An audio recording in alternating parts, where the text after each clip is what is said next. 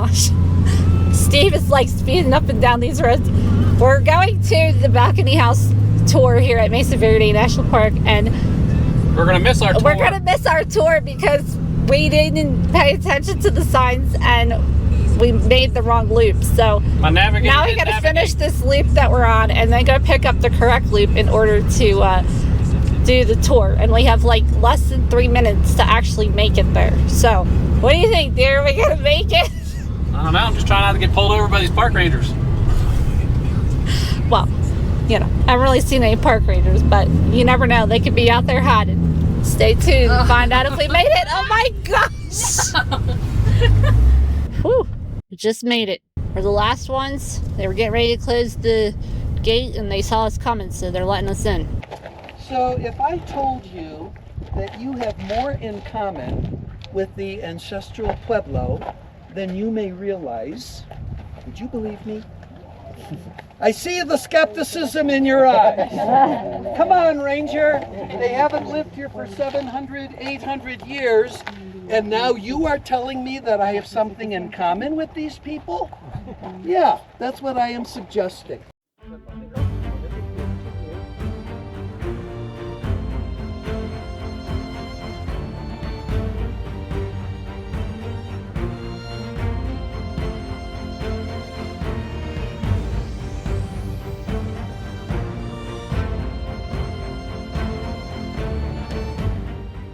As we head down to the start of this tour, I need to point out that I am super nervous about this adventure.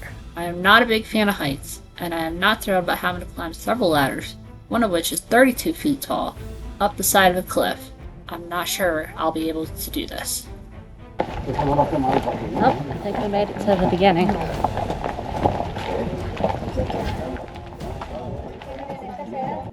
That's pretty recent, actually. Yeah. It happens periodically. Luckily, the sandstone's pretty sturdy, but occasionally a whole chunk will just fall off. In Square Tower House, a whole chunk of sandstone fell there. And the Park Service had to remove that. But when you're in Square Tower House, you'll actually see one of the walls has that type of a shape because the chunk of sandstone actually fell and destroyed one of the walls there. There may be small chunks of rock that fell, but it was fairly sturdy. But I imagine, you know, occasionally a whole chunk is going to fall, and luckily you're not standing underneath it. Yeah. All right, we're going to climb the ladder next. Remember, 2 at a time. As soon as you have enough room to get started, please do so.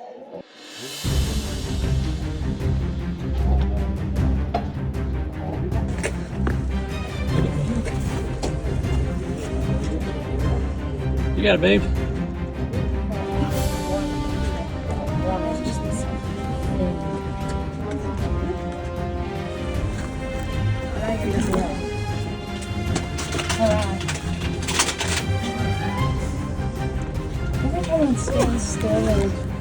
Oh my goodness. Yeah, I know. On the ladder, now we gotta go through this little squeeze this little tunnel here. That's narrows and And the little ladder up here. Okay, the left ahead up here.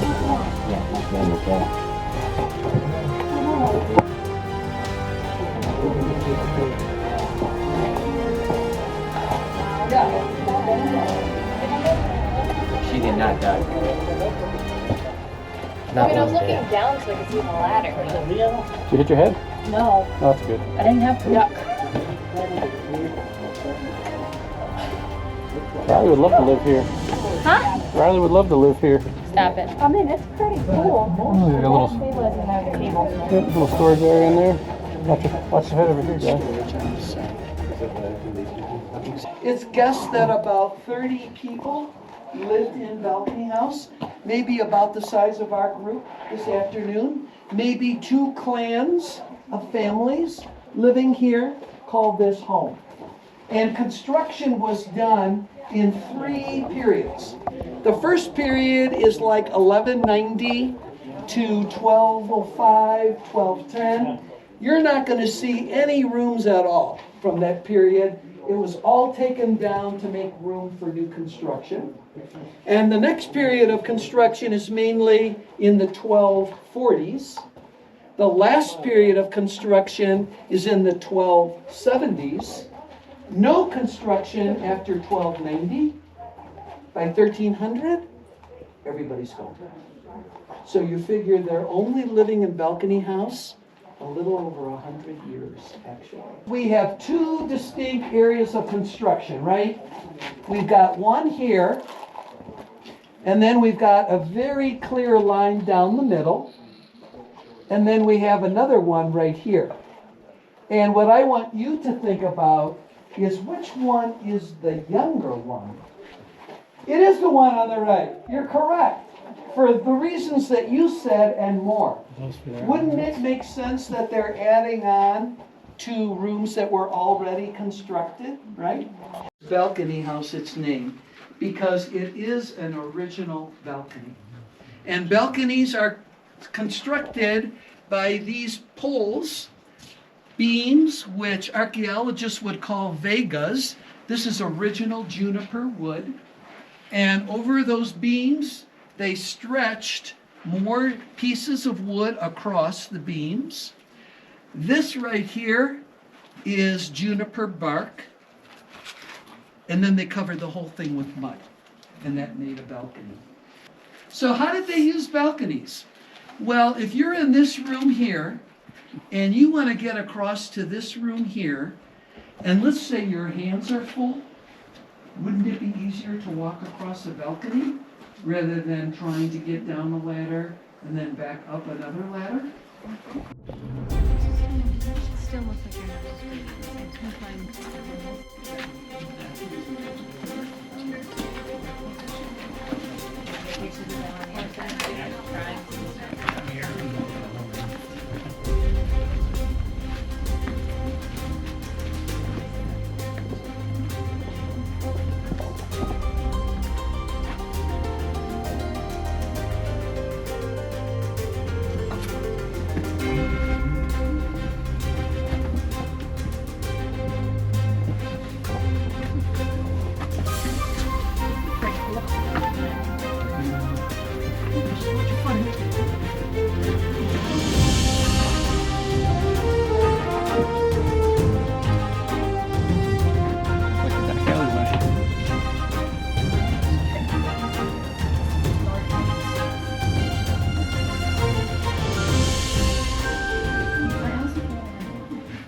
Another one of those seat wells back there.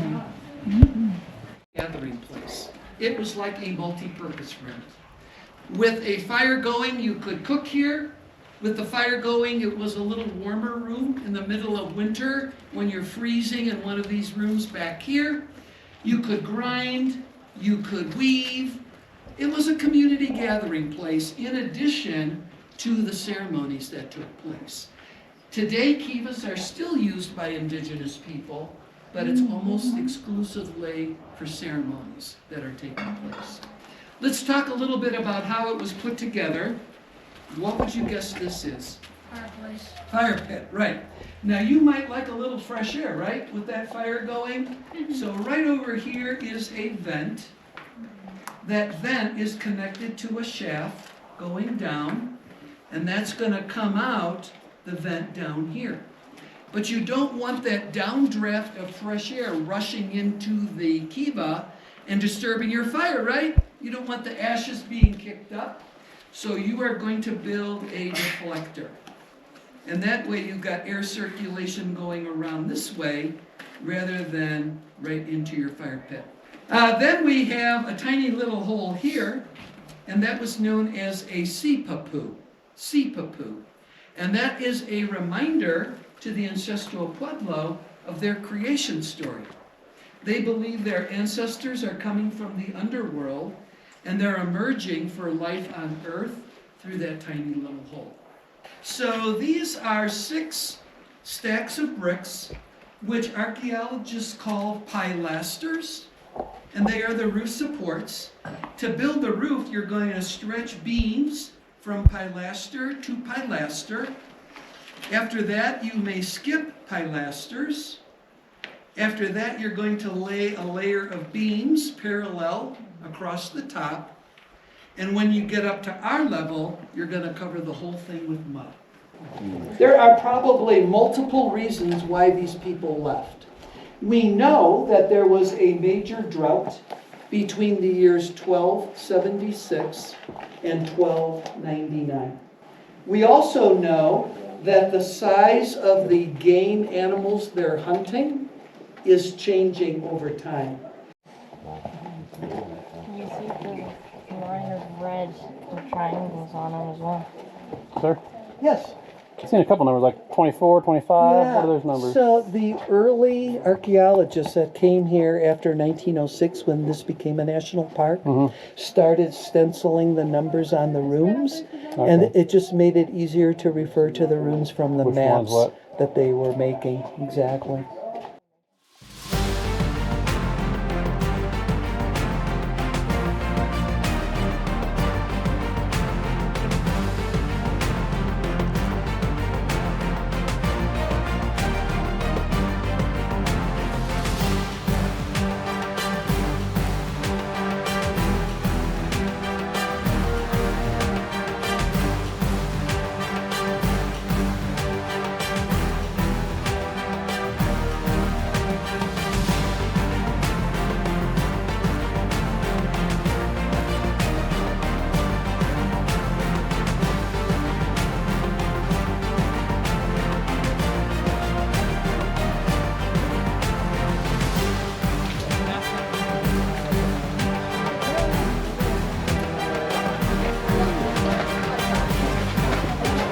You ready? How you doing, Ron? The back might be a problem. You might want to toss stuff. You might want to hand that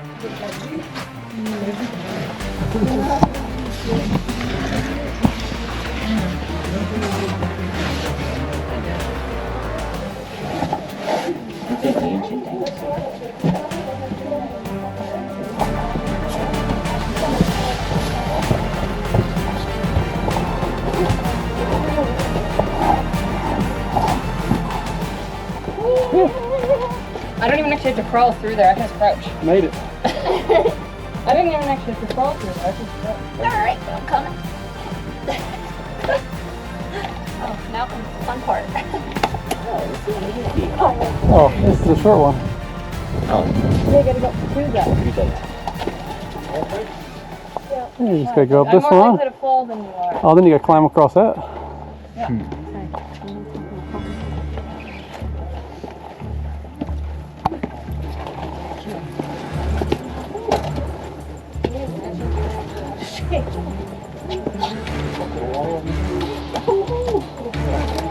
This is the treachery staircase.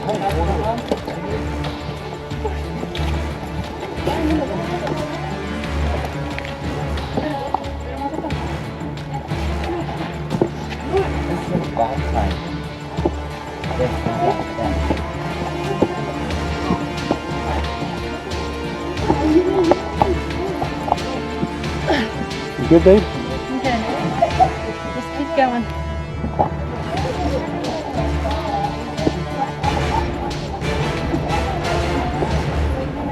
Oh, this is a hike here. Love this. We're on the edge of the mountain.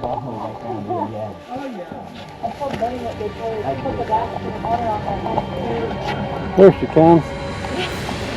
The rock climber. Alright. Why are you leaning all the way on the left side of the screen there? Yeah. You don't want to lean that way? No, that doesn't seem very scary. I'm more nervous from that when I was doing this ladder. Think about this, you gotta walk up it with a ladder. If you spill all your water, you gotta do it again. Yeah. I don't know how they did this without barriers.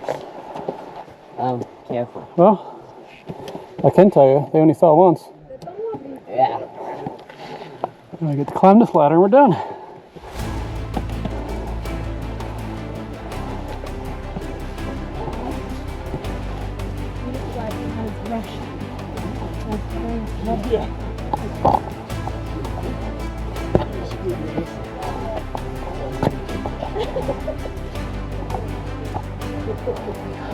I don't think it's got it, you're good. Turn around and take a look at your view. No. I don't want to get up here. I had a handle on both sides. Alright. I made it. Here's the exit.